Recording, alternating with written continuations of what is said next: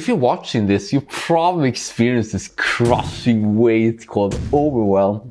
As I'm in a very intense period right now, working all day, every day, uploading videos every day, making new music every day, and even leveling up my production, I want to tell you how I managed to stave off overwhelm so you can do it too. And what I mean by overwhelm is really two things: high demand and low clarity. High demand is when you feel so stressed and you have these expectations to do your best as fast as possible, and low clarity is when you don't know what to start. So you freezed up and also feel terrible about it. But in order to resolve overwhelm, we can either lower the demand or increase the clarity. And in terms of lowering demand, what I found is that it mostly comes down to prioritization. If I, for example, have these tasks on my to-do list, then it's more important for me to see, okay, which one is more important, and then dragging them in the correct order so that when time is up, I can be as okay as possible that I did my best. And also make sure that I don't do anything else that isn't there, so to speak. The other way to lower the demand is simply to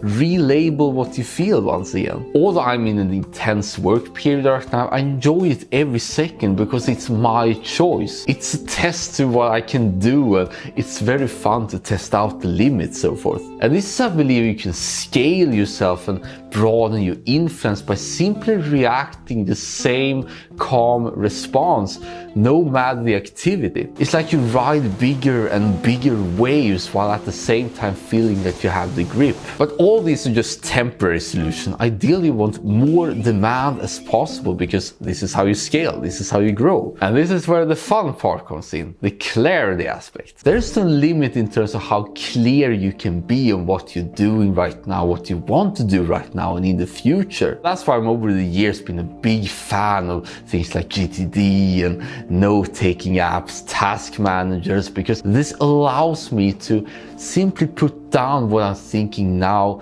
so I have the room, the mental bandwidth to know what I want to do next. And I encourage you to do this very simply once again. You don't need to have multiple prompts to ask yourself. You can instead do as I do. Write down whatever you think of right now without worrying about it sounding coherent. The last and probably most important thing is to not see overwhelm as a problem. It's simply a sign that you either need to increase your clarity about the situation or maybe temporarily lower the demand. I mean, if you truly want to step out of the comfort zone, if you truly want to learn and grow, then it's all about getting past the stage which you previously believed was overwhelmed.